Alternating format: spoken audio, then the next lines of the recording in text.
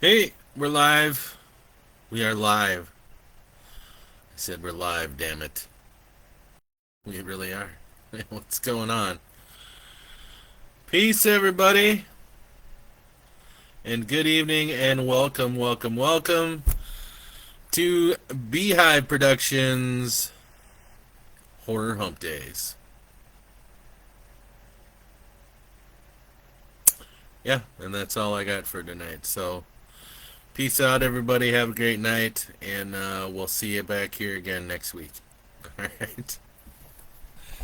Only kidding. Only kidding. We missed out on Tunes for Tuesday last night. Um, that is because I have been given the opportunity to. Hey Beth, how you doing? Been given the opportunity to take a refresher course because I failed my FISDAP EMT test, and so I've been given a chance to retake a refresher course and then retake the tests and the homework. And I'm behind on my homework and I need to get caught up. So there are things that I need to put aside, and Tunes for Tuesday is one of them. And I figured, I can take a break from Tunes for Tuesday. A lot easier than I can take a break from Horror Hump Days. So, but that being said, welcome. We are on chapter 10 of my book, Pavor Nocturnus, which is just a fancy Latin term for uh, night terrors. Hey, what's going on, Chuck? You're early, buddy. Badgers, a smiley face, and a farting bee. Now we're safe. Anyhow, so yeah, we are on chapter 10 of Pavor Nocturnus. I've broken it down into parts because it is a very long chapter, longest chapter in the book. Um, we are on part 3 tonight. No Sleep Wednesday, Kevin. Yes, welcome. Um, tonight's story, our hero Joe is going to be stepping into the nightmare of Stephanie. Yes, our very own Stephanie. So, yeah, so he has rescued the little boy Brandon from the devil.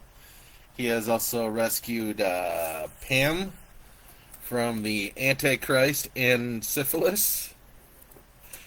And tonight we are going to the hospital to visit Stephanie. So, anyhow, so our main character, Joe, has found out that he is a Vasizek, I believe is how it's pronounced. There's probably Polish people out there going, oh my god, he's murdering our language. Um, oh, Zavichel. Yeah, that's what it is. Sorry, but I really missed you last night. Love your music. Thanks, Chuck. We will be back at it next Tuesday, hopefully. Um, so yes, Joe finds out and he remembers that he is a Zvavichel.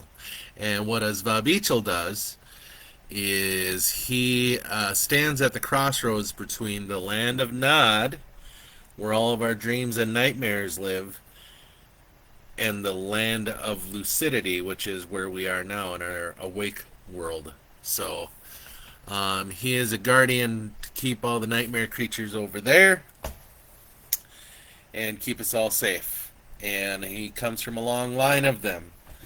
So, and now this is his, I guess, his maiden voyage as a Zavichel. So, and you guys get to follow him for it. So, thanks again, Chuck, for that comment on the music.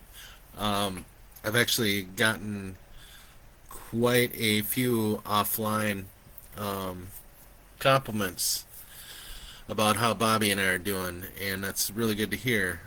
He and I both very easily discouraged individuals, so when we hear good stuff about our music, well, that's always a good reinforcement. So, yes, we will be back on Tuesday. At least I will be back on Tuesday. I have to talk with him and see if he doesn't have a meeting or something or whatever his excuse is. But we do need to get together and practice for our roof concert, um, which we plan on doing sometime in December. So, um, Kevin I know, is bummed out because this is the last, this was the last Tuesday of July, and he really wanted Christmas in July. And hey, Jessica, welcome aboard. Welcome aboard. You got to bring Santa. Yes, we got to bring Santa aboard. So, but yes, I know. I know Kevin is a little bummed he can't have Christmas in July now because July is over, and maybe I kind of planned it that way a little bit, maybe. We'll see. So, but anyhow, I did promise Bobby and you guys that I will do a Christmas special, but just once a year, and that's good, because otherwise I'm a bah humbug. So, anyhow, if you guys remember from last week, our hero Joe, um, aka Pimo, he um, he saved Pam from the Antichrist, and he was able to get her to wake up. She woke up in her reality, and here she had been sleeping for a very long time, and woke up to her kids all worried about her. So, so Joe is traveling, you bugger, traveling deeper into the House of Pavor Nocturnus, and as you guys have found out, the house does have its own uh, sentience, and it is feeding on the nightmares of the sleepers within its rooms. So is what's going on. Good evening, brother. Hey, Bobby, what's going on? Good to see you, buddy. Bobby is beardless now. Again, he got a wild hair and shaved his face. It doesn't look bad, buddy. It really doesn't. It's different. I'm used to seeing you with a beard all the time. It'd be like me shaving, and doing this podcast thing. I'm noticing more and more just how gray I'm getting. This all used to be black, so yeah, that's a reality. So yeah, I don't know if I would ever shave this off because I shaved it off as soon as I left the sheriff's department, and I never looked back. So, Bobby, are you going to be able to do Tunes for Tuesday next week? Why don't you hit me up with an answer? Everybody here is kind of wondering, especially Chuck. So, but yeah, there will be a Tunes for Tuesday no matter what, whether Bobby's here or not. So, I'm not sure what he's got going on, but I know he's probably tired of being busy all the time. So, oh, so you're not going to be able to make it next week, is what you're saying? Nope, too? Or nope, you don't have anything going on next Tuesday? I don't even remember the question I asked you. Wait till it turns white. Yeah, I'm scared.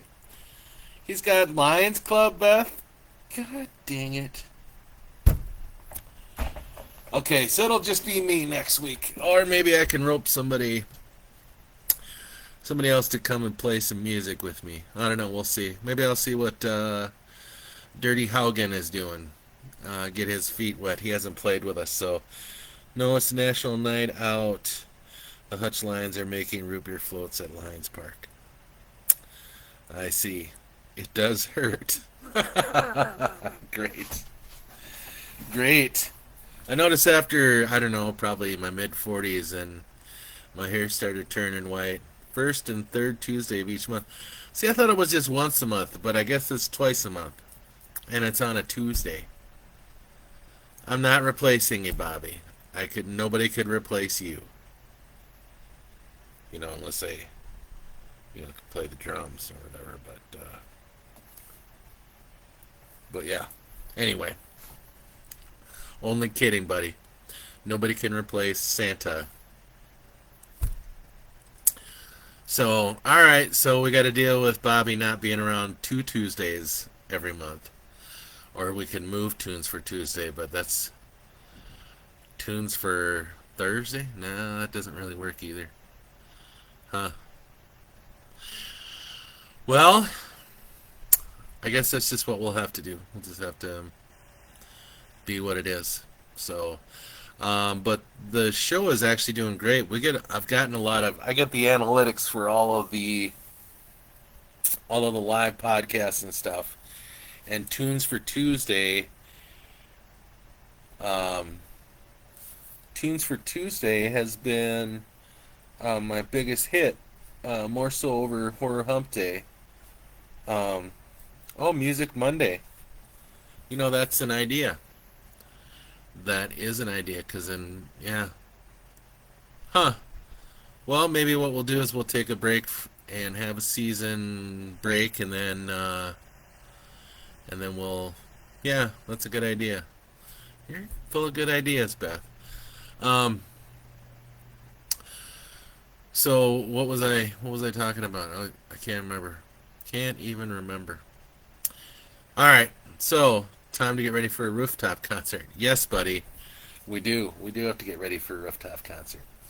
So, one of the reason I say Dirty Haugen is because he has shown an interest in playing with Bobby and I on the roof.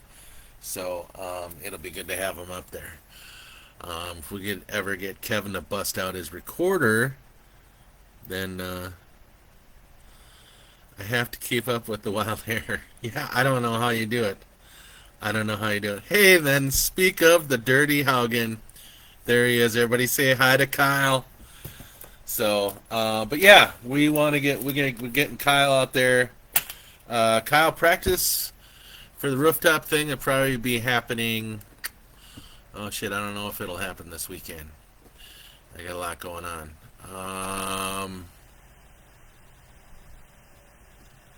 His ears were burning. My nose bleeds when people talk about me. So anyway, so yeah, next week for sure we will be getting together and practicing our set for the rooftop. So I will of course keep you in the loop there, Kyle.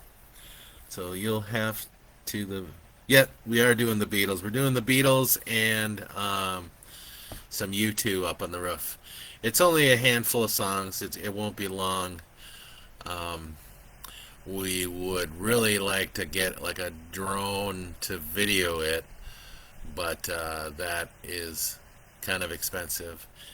Um, so we might just have somebody across the street video it, or on scaffolding, or something. I don't know how we're gonna do it, but we're gonna get it videoed. I think we might have maybe have somebody on the roof with us doing the video. That would be kind of cool too. That would be just as good, as long as they don't fall off. That's probably another thing we need to think about. So anyway, all right. Well, that being said, let's jump in the book, shall we?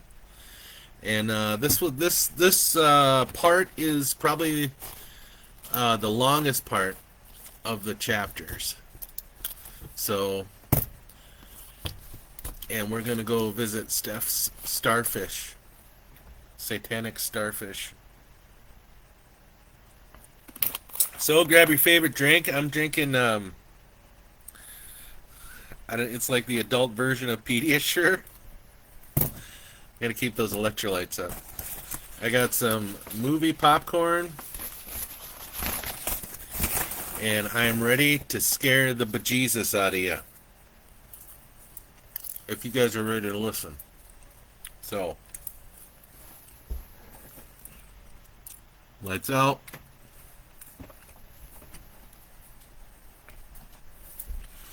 And welcome to Horror Humpdays. Yes.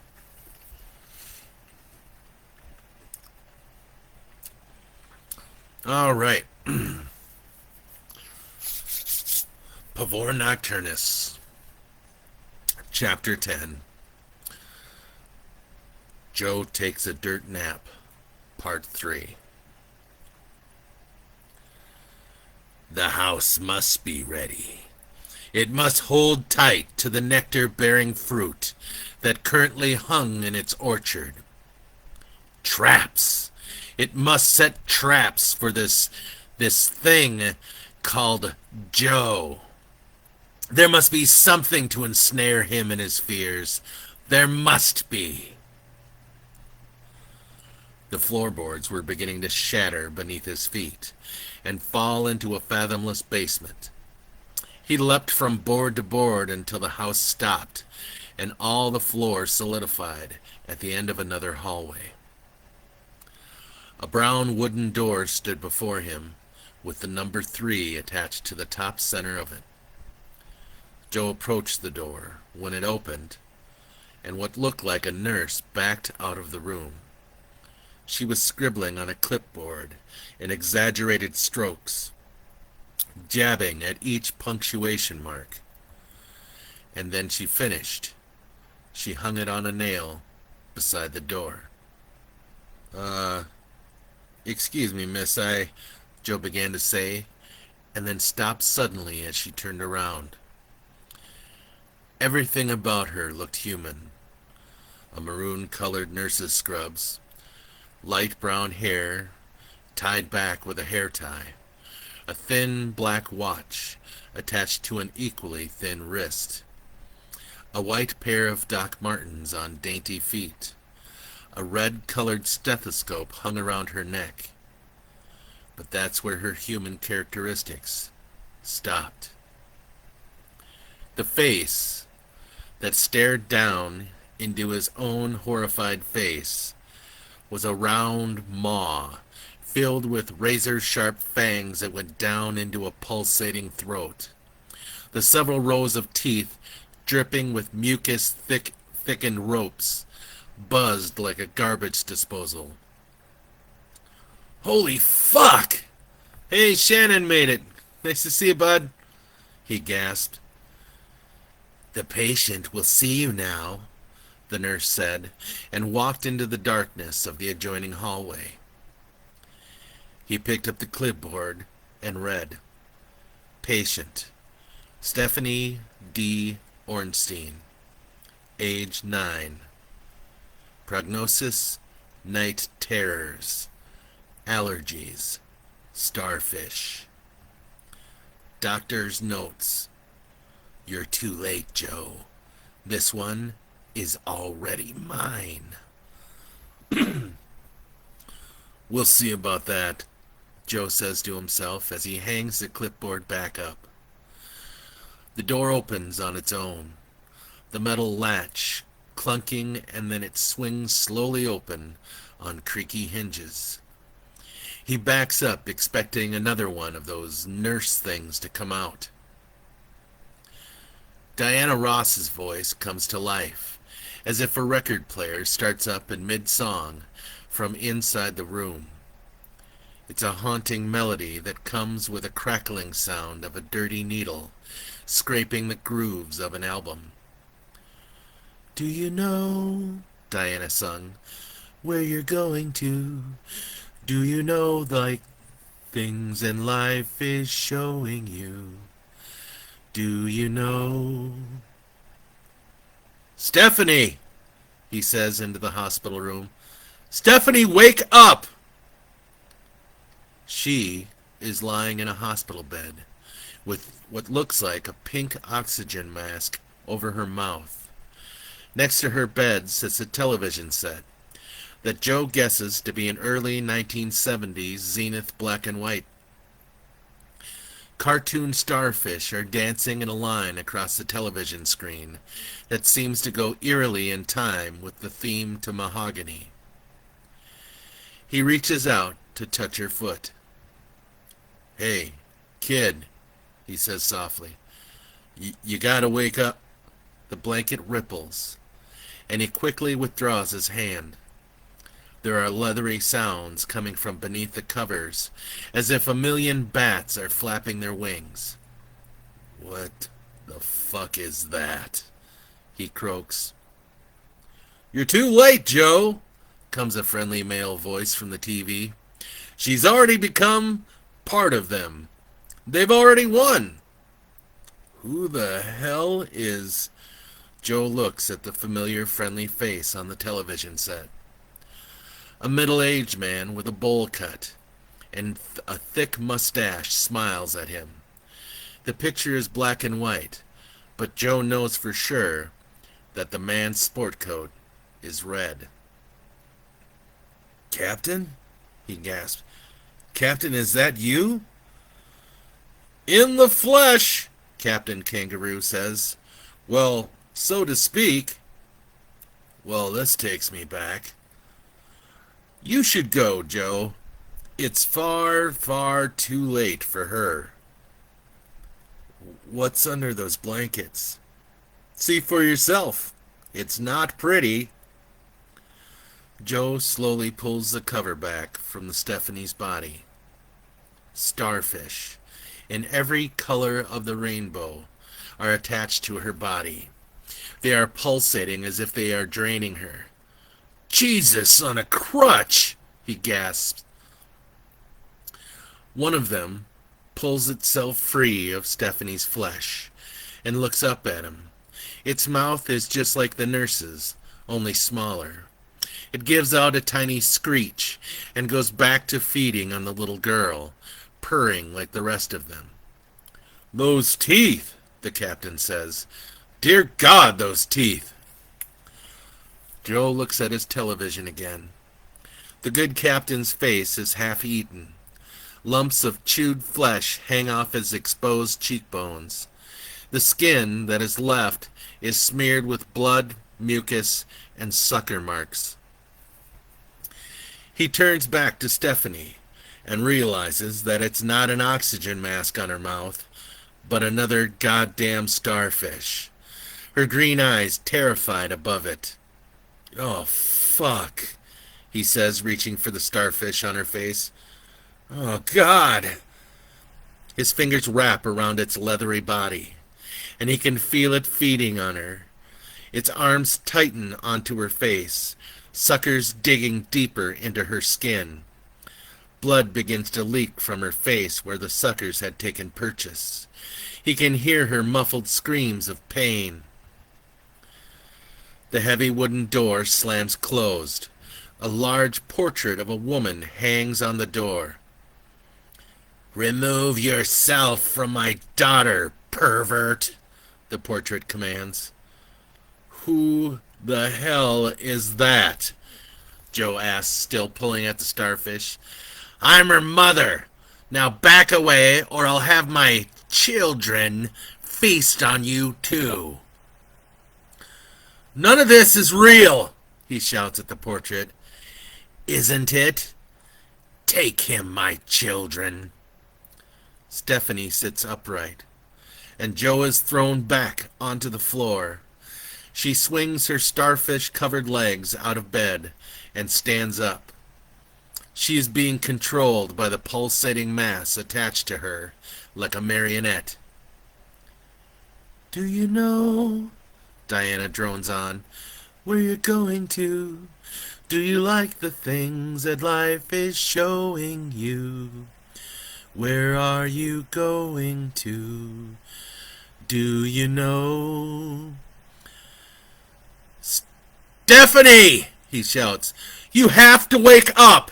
Come on, kid, you can do it!" She only leaps creepily on him as he tries to back away. She pins him down and a round hole opens in the pink starfish attached to her face. Little fangs spin in its mouth and bite down onto his cheek. "What the fuck?" he screams as he feels its teeth burrow into his cheek. He tries to push her off him, but the starfish covering her body open their mouths and try to burrow into his hands. "Wake up, for the love of God!" he says, trying to roll her off of him. "Feed on him," the portrait of her mother shouts. "Leave some for me." "This isn't real!" "But you can feel them, can't you? You can feel them digging into you with their lovely teeth, sucking the life essence from you. You can feel that, can't you, Joseph? No! He screamed. But he could. He could feel the strength leaving his body. As he was trying to force Stephanie's face away from his neck, he could see the portrait drop from the door and begin to slide its way towards him. Fuck! He struggles. Stephanie! You need to wake up! That's not your mother! None of these things are real! We're real, Joseph, the portrait hisses, and we're gonna feed on you for a long, long time. He pivots just before the starfish on Stephanie's face can burrow into his neck. He looks into her pleading eyes and tries with great effort to roll away from her. The image of her mother has crawled out of the portrait, and her face has turned into a gaping, fang-filled hole of hunger. Some of the starfish on Stephanie drop off her, with little shrieks, and glom onto him. Instantly, they begin to dig into his flesh. Again, he feels himself being drained. How is this happening? He cries out. He feels the mother latch onto his ankle, and then the giant sucker head chomps down on his calf. He screams out and tries kicking her away. "Aw," the Captain Kangaroo says. "Sorry to see you go, Joe. You were my favorite guest at the captain's place." Stephanie crawls onto Joe, and the starfish on her face bites down into his chest. "Ah! Fuck, kid!" he says with a bit of disappointment in his voice. "I don't think I'm gonna be able to help you unless you help me." He can feel more of the starfish drop from Stephanie's body and land on him, their tiny suckers attaching to him, and then the little burrowing mouths chewing holes into him, and the draining, the motherfucking draining. And the mother thing is taking larger and considerably more painful gulps from him. Joe wore soft canvas sneakers, and his kicks to the mother's head were doing nothing. His kicks and his struggle were getting weaker as more of himself was being drained. "Grandfather Clock," Captain Kangaroo says, "do you know what time it is?" "I sure do, Captain," the happy old grandfather clock puppet announces. "It's time to die." "It sure is, boys and girls. It sure is." Joe grabbed the starfish on Stephanie's face by one of its legs. He pinched it hard between his index finger and thumb. It bit deeper into him, making him wince. "This," he takes a deep breath, "is not real!" It lets go of him and screeches at him, trying to free its pink pulsating leg. He pulls at it harder, and its suckers begin to yield. "You're not real!" The mother releases his calf with a wet popping sound. "Yes," she says with a mouthful of flesh and blood. "Yes, we are." Joe uses this moment to connect his free heel, to drive it into the face of the mother thing. The sole of his shoe catches on some of her jagged teeth and rips them from the roots. The mother crumples and screams in pain. He pulls the thing attached to Stephanie's face and rolls his entire body, ripping it from her. It squeals and writhes in his fists. "Look at this, Stephanie!" he yells. "It's not real!" With her face free but bloodied, she yells back, "Not real!" The pink starfish turns black and liquefies into a lumpy blob of black ichor. "That's it! None of this is real!" do you get? Diana's voice is slowing down as if the record player is changing speed. What you're hoping for? When you look behind you, there's no open door. What are you hoping for? Do you know? When the record player stopped, the starfish began to drop and scream on the ground. Their leathery flesh turns black and melts into thick black puddles. Stop this! The mother screamed. I will have this! Stephanie, come to me now! Stephanie looked at Joe and then lowered her head to sit next to her mom. She's not your mother, Steph, Joe said calmly.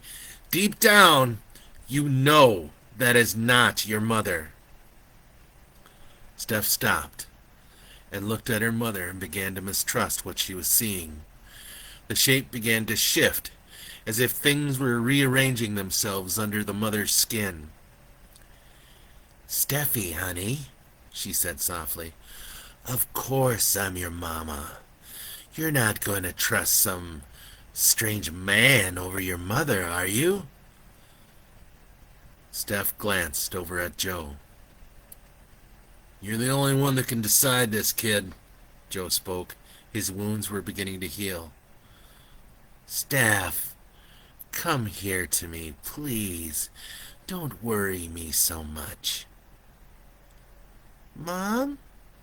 Stephanie says, reaching her tiny hands towards her. Yes, baby, it's me. The gaping mouth was gone, and her mother's face replaced it, still shifting in parts of her. No, Steph said quietly. No, it's not. Steffi, don't do this to your mother, honey. You're not my mom. Her mother's skin shimmered. Yes! Yes, I am. Now come here to me before I get angry. Get angry then. Her mother shifted back to the gaping maw and hissed, I will feed on you. I will feed on the both of you. Joe jumped and tackled Stephanie, and they both rolled out of the way of her mother's grasp. Stephanie pulled the record off the record player and tossed the disc like a frisbee. It sailed through the air and lodged itself halfway through her mother's neck, almost completely beheading her. The thing that had taken the shape of her mother gagged, spitting gobbets of black and crimson all over the room. It clawed at the record and eventually pooled into a clump of dark gray ash. You all right, kid? Joe said, putting his arm around her. I think so, she said quietly. You've got some fucked up things in that noggin of yours. She only sat there and shrugged her shoulders. Okay, let's get out of here. I have a feeling the house is going to start shaking. As if on cue, the room began to crumble. They ran out as the wall closed around the hole that was once the doorway. The clipboard that was nailed beside the door fell to the floor with a plap, and the nail with a tink. The floor beneath them disintegrated, and they fell into the blackness of the sub-levels. Joe hit solid ground, knocking the wind out of him. Steph! Joe says after gaining his breath back. Stephanie, where are you? No answer. Only depthless shadow. Stephanie jumped in bed. Her eyes flicked open, and she found herself in a hospital room. She gasped and inhaled the sterile air coming from the mask on her face. Jesus, Jenny on a crutch, her mother, who was sitting beside her bed. You scared the shit out of me. Mom, she says, panting. Is that really you? Of course it's me, honey. Who did you expect I was? She reaches for Stephanie's arm, and her daughter pulls it away like a snapping a whip. Steffi, her mother said with a hurt look on her face. What's gotten into you? You've had us all worried sick. Where's Dad? Ugh, God, why do you care where you're... I want Dad. Well, your father died. What? Steph, you've been out a long time. 6 years, baby. Your father, he got sick. Stephanie began to cry. No, not Daddy. I'm sorry, Steffi. I tried. We all tried to wake you up. This is so awful. Oh, Daddy. Stephanie slid out of bed and got up on wobbly legs, almost falling to the floor. She made her way to the small mirror hanging above the sink to catch a glimpse of her 14-year-old self. Tears rained down her face. She punched the mirror, and it spiderwebbed into splinters of glass. Stephanie! Her mother shouted. I know you've been through a lot, but you have to behave yourself. Shut up, Mother! Stephanie said between sobs. Well, I said shut up! She looked around her room, and different paintings of starfish were hanging about. She pulled each one off the wall and smashed them to the ground. Her mother ran out of the room, and orderlies and nurses rushed in, trying to restrain her. She hadn't the strength to fight them off. She felt a sharp prick that made her think of something biting her. She slowly lost the fight in herself and fell into the orderly's arms. The sedative should keep her out for a while, the nurse said while they laid her back onto her bed. It sounded like a while. Ironic, the mom spoke. She'd been in a coma for 6 years, and then she wakes up. We end up having to put her out again. There was no hungry catfish this time, or hungry starfish this time, in Stephanie's sleep. No Captain Kangaroo, no murderous portrait of her mother. There was only darkness. The House of Night Terrors almost had this so-called savior, had tasted him and grew from his nectar. But this time, not only had he freed one of its lambs, but he also freed the conduit of all lambs. She was a direct connection to the land of lucidity, a bridge to send forth its progeny, and she was gone. It had tasted his power. Oh, how it had tasted his power. Like milk and honey. Did he know how much raw energy crackled through him? Perhaps not. He was just another dreamer, wasn't he? Blindly walking through the darkest domain of Nod, not knowing what a morsel, dare say banquet, of delectable delights he carried around. It would have him. He will replace the conduit he robbed from it. He will spend an infinity of agony feeding it and its children. Yes. Oh, yes. The house rumbled with anticipation. The house will control his path right into its jaws. And that, my friends, is the end of part 3. I hope you enjoyed this one. I think one of my favorite parts of this story writing is I get to, and you as well, get to see what's happened to these dreamers that you all read about from the beginning of the book. And some of them are funny, some of them are nice, and some of them not so nice. And I have a feeling that you guys may be seeing Stephanie a little bit later on in the story. You'll have to tune in. So anyway, come on back next week for part 4 of chapter 10. Same time, 8 o'clock. Join me for Tunes for Tuesday. Kyle, if you're still watching, would you be available to do a little jam session on a podcast? Throw that around. I'm glad you liked it, Jessica. Thank you. Thank you very much. Yeah, so think about that. So yeah, Tunes on Tuesday, this coming Tuesday. And then we might be switching that up to Mondays, Music Mondays. So I kind of like that. And then that way Bobby can show up for most of them, all of them, maybe. I don't know, we'll see. Maybe I won't be able to. It'll just be a drum solo. Bobby actually can play guitar. And that man can actually sing, so I don't know why he doesn't do it more often. But anyhow,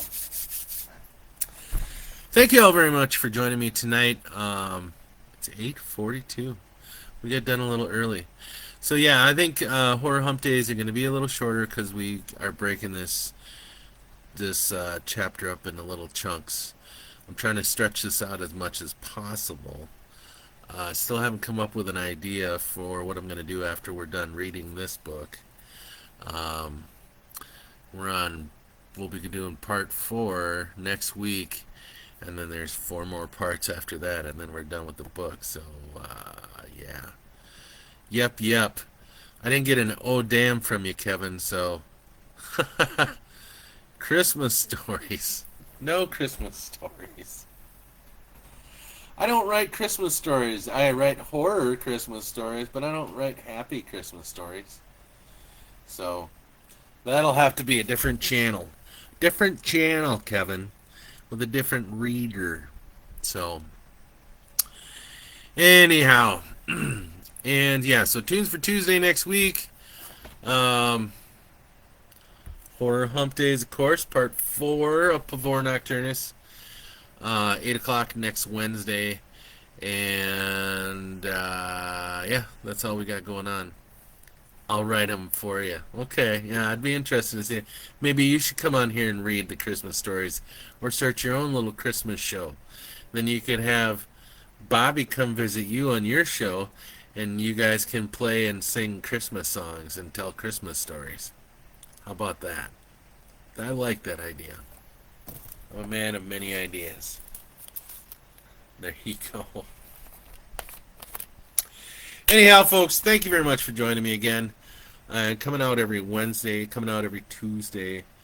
I don't know, I got to do something to grow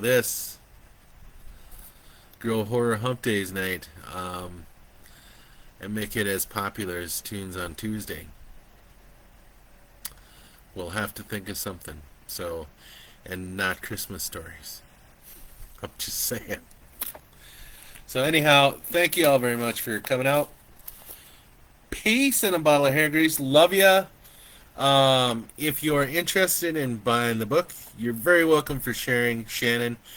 I hope everything turned out okay last week when you were out. It's very good to have you back. So, but if you are interested in buying this book, it's available at Amazon.com. You can buy it in ebook form, or you can buy it in paperback. And if I bump into you, I'll sign it for you. I will even sign it. Name of the book is Pavor Nocturnus. My name, if you don't know, Bradley L. Bodeker. That's the name I put on the books, at least. So, all right, you guys. I'm out. I'm going to go catch up on some more homework. So peace and a bottle of hair grease. Mwah! Out.